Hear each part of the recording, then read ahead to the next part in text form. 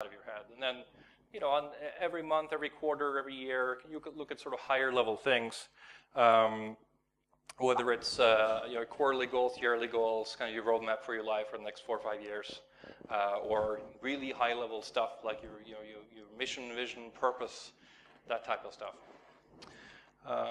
Now, when you're clear and current and up to date and synchronize all of that, you're much more likely to really trust yourself, making good decisions about what you do next. But even then, you're not home free, because there's work that's defined, and then there's work that shows up. So you still have to deal with that. And you want to build in enough slack in your schedule and so on, so you can deal with that surprise phone call that makes you have to drop everything.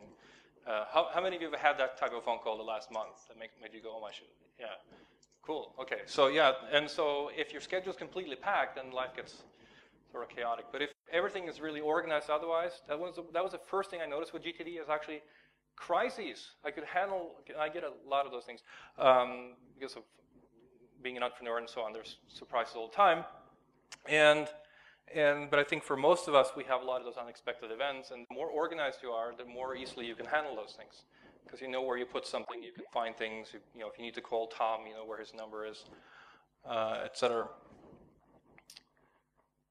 So what does it feel like to operate this way? Well, I would say I certainly have an improved sense of control, and that makes me more courageous. It makes me willing to push myself more to do things where I have less control. So there's kind of an interesting phenomenon there. I certainly feel a bit more relaxed because I don't have stuff that's in the back of my head. I'm wondering, well, what about, you know, did I clean the garage? Did I buy the milk? Did I call the credit card company that I forgot to pay the bill before I left for Norway? You know, all of that stuff. Well, I did forget, but it's on a list of calls to make. And also, if you have less noise in your brain, you're less likely to interrupt yourself. We talk a lot about interrupts from other people, you know, people walking into your office without an appointment or calling you, etc. But actually, a lot of our interrupts are internally generated from these thoughts that are all about these things that you thought you had almost not forgotten, but you forgot anyway. Funny how that happens. And then once you get all this noise out, that means that it gives you more freedom to focus on what you really want to do, what really has impact. And that results in more of a state of inspiration. So that's certainly how I feel these days. Is, you know, I have a lot of basic stuff more under control now, and I can focus on launching sort of big new things that will have big impact that then inspire me to do more big new things. And because I have this state of relaxed control, I'm more at ease with doing fairly bold things to have a high chance of failing, which is really cool. And you know, the outcome of all of this should be actually completing your projects, reaching your goals. And so that sort of follows more or less automatically, although of course not all of your goals are goals you're going to achieve because they depend on other people, you know, closing deals and so on. But you certainly have a much bigger chance if you define the outcomes you want and you're organized in such a way that you can easily decide what the next action step is and take that step. Okay, now I will talk a little about kind of how I got started implementing all this. It seems like a lot of work, and the honest truth is it actually is a lot of work to get started with this. But the benefits are so huge that I would recommend hands down to virtually anyone to put aside that three-day weekend to really go hardcore and get this moving. If you do this incrementally, you will reap some benefits for sure. But if you do it 100%, the benefits are astronomical. Absolutely. And that's why I'm doing this. I mean, I'm not getting paid by the David Allen Company or anyone to do this. I'm just doing this because this is something that's made a big difference in my life, and I want to share it with people. And there aren't a lot of things that I would do that for. So the strategy that I would recommend is similar to sort of the architecture of GTD itself. It's a bottom-up approach. You know, you basically start with what's in front of you, and you work through that, and then you go from the bottom to the top, and eventually, when you have control over your next actions, your projects, your areas of focus, your goals for the year, your roadmap for the next 4 or 5 years, your mission, vision, purpose, then you sort of been through the whole cycle. But none of the high-level stuff is worth anything unless you know where you put Tom's phone number. Right? So you've got to start with what's in front of you in your in-basket to clear the deck, to clear space for yourself. So this is where I started. So this is my home office 4 or 5 years ago when I really started hardcore. I was going to do this 100%. So I had one new business. I was closing an old business. I had a long-time relationship that had ended. Like everything in my life was perfect for making like a big change like that. I was in a place where I wanted to attain perspective and control very badly, and I was really willing to do the work. So I gathered all this stuff, and it took me a few days. I couldn't do it full-time every day because I was still running the old business, trying to close it down, opening the new business, etc. So I did it in the evenings, about 3-4 hours in the evening for several days, and I watched all the Seinfeld episodes.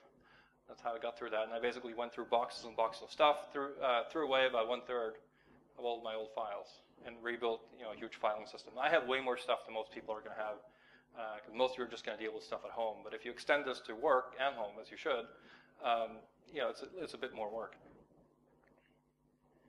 So what I found is the brute force approach is workable if you can set aside enough time. It'll get you there the fastest. If you can't, then I would set aside a block of time that you can deal with, like a weekend, to get this moving. And then beyond that, just take stacks that you can deal with later and turn them into projects. And just set aside another half a Saturday or something. And eventually, after a few weeks, you'll be all caught up. So that proverbial must go through the garage thing, you're probably not going to want to do that right away if you have nothing critical there.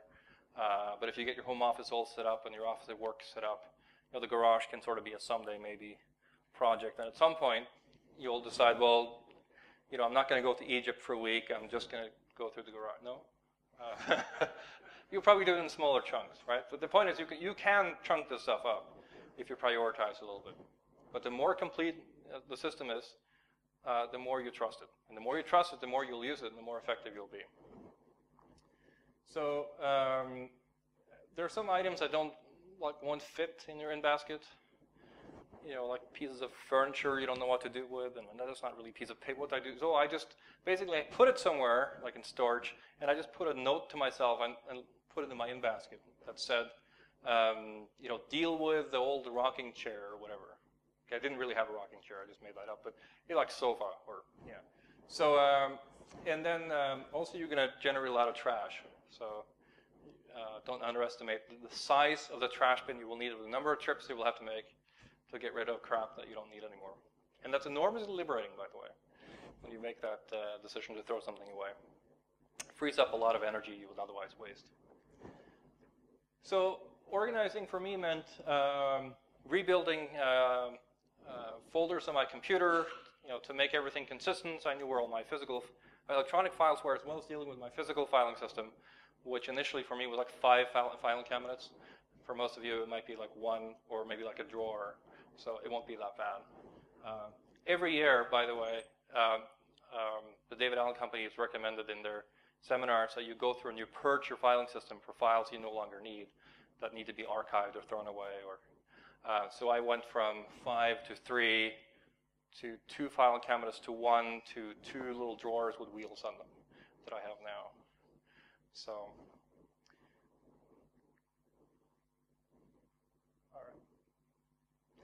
So some challenges I had in the reviewing phase, because I promised some tips in my outline for this talk, or my description of the talk, and tips on how to get started. And the weekly review is the thing that a lot of folks are sort of starting to go into GTD. They never quite get to doing the weekly review every damn week. And I can't stress enough the importance of doing the weekly review, even if it's sort of imperfect the first few times. Because after a few times, you'll really get it down, and it won't take. I used to joke when I started, my weekly reviews were like my weekend reviews. I was so fanatical about getting through that, but I had so much stuff, and I realized, 180 active projects is probably too many. Let's try 27, and it went a lot faster. And so my someday maybe list kept growing and growing, and then I got that under control eventually. And so it's a learning process that will take a while. And to really fully reprogram your